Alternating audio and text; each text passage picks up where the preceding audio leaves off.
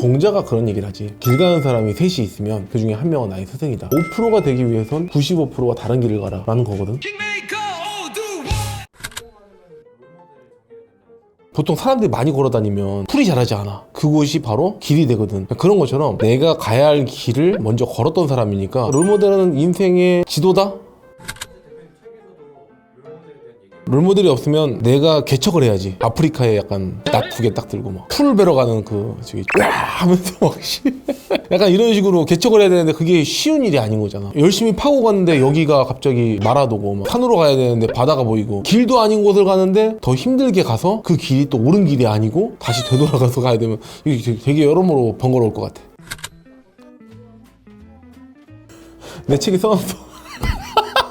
롤모델을 구하는 기준은 5가지를 내가 나누라고 그러거든. A, B, C, D, E가 있고 네 정도의 등급인 사람이 C등급인 거지. 그리고 나보다 더 잘난 등급은 B등급, 그 다음에 그보다 더 잘난 등급은 A. 그래서 A등급은 거의 뭐 넘사벽 그런 수준의 그 롤모델. 그리고 D하고 E는 좀 떨어지는 등급들.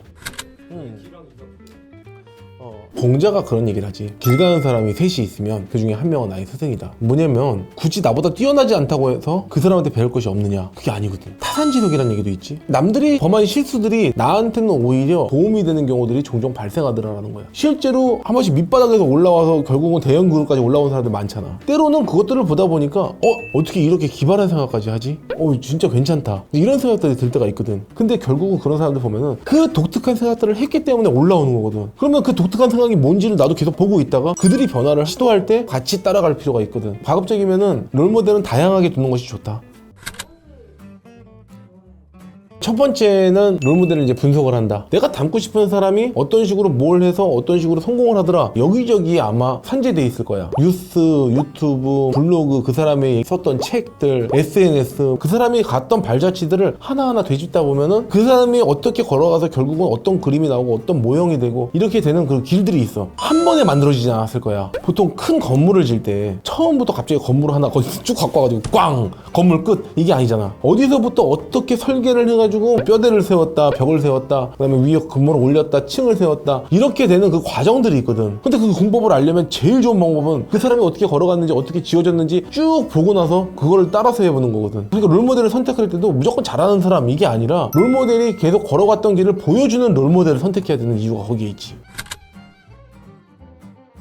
모방을 해야지. 그럼 책을 써서 봤단 말이야. 그럼 동기도 부여되고 막 하고 싶고 막 저 사람 저 사람처럼 나도 해야겠다 막 이렇게 했는데 모방을 안 해. 그러면은 결론은 없는 거지. 그냥 좋고 만 거지. 그래서 모방을 해서 계속 그 사람의 행적을 뛰쫓아 가보고 나도 그걸 따라 해보고 그 사람처럼 생각해보고 그 사람처럼 어떻게 하면 이렇게 될지 계속 머리를 굴려서 그 정도의 열정적인 모습들을 하게 되면은 사실 훨씬 더 그 공법을 빨리 익힐 수 있겠지. 뭐 그 사람한테 약간 빙의한 느낌으로 그 사람처럼 생각하려고 노력하고 이 고민들을 하다 보면 조금 더 빨리 가까워지지 않을까 싶어.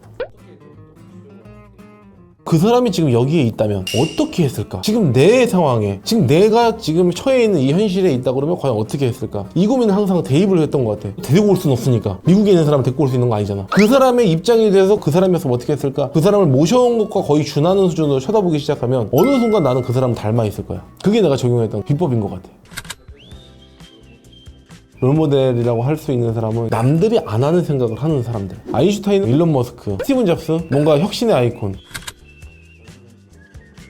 대부분의 내 롤모델들은 다 5%의 생각을 가지고 있었어. 나름대로 내가 썼던 말 중에서 5%가 되기 위해선 95%가 다른 길을 가라 라는 거거든. 5%의 사람들은 괴짜야. 누가 봐도 좀 독특해. 왜냐면 95%가 다 손가락질을 하는 거야. 아이고 뭐 저런 생각을 하고 있냐. 다 그렇게 욕을 먹고 질타를 받고 남들 다 안 된다 그러고 그 상황을 항상 뚫고 이겨내는 건데 과연 어떤 식으로 생각을 하고 사고했을까. 물론 그 사람들 중에서 다 잘 된 건 아니겠지. 그런데 그 사람들이 그렇게 생각함으로써 해서 세상은 조금 더 변화됐고 현실을 인정하지 않았던 사람들이 결국 성공했고, 근데 그 과정은 항상 남들에게 질타를 받았고 남들이 멸시를 했고 저거 안 되는 걸 가지고 저렇게 낑낑댄다 이런 얘기들을 항상 들어왔던 사람들이 대부분 무언가를 해냈어. 나도 그런 사람이 되고 싶기 때문에 내 롤모델이었다.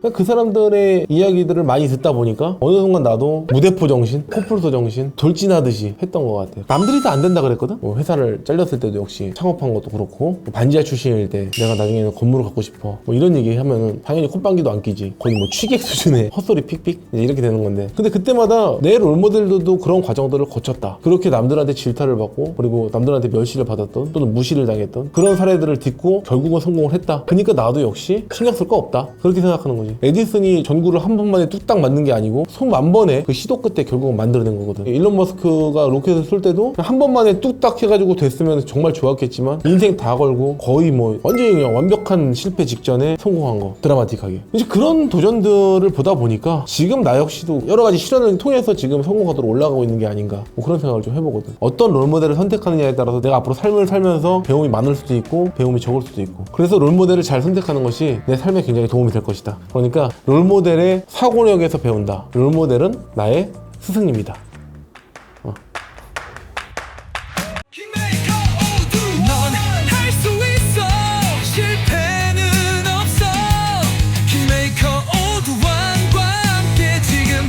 될 시간